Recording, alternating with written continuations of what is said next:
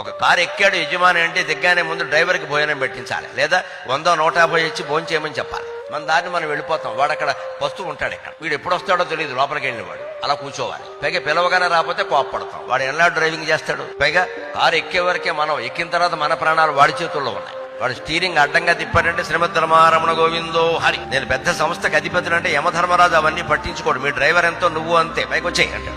మన ప్రాణాలు వాడి చేతుల్లో ఉన్నాయి. ముందు వాడికి అన్నం పెట్టాలి. మనం దిగామంటే కనీసం టీ తాగడానికి 50 రూపాయలైనా ఇవ్వాలి. వాడికి జీతం వేరే, ఇది వేరే. పాపం ఆ 4వ తరగతి ఉద్యోగుల మనస్తత్వం ఎలా ఉంటుందంటే, వాళ్ళకి నెలకి 25,000, 30,000, 50,000 జీతం ఉన్నా సరే యజమాని 50 రూపాయలు చేతిలో పెడితే అది పరమానందంగా ఉంటుందండి. వాళ్ళకి పరమానందంగా ఉంటుంది.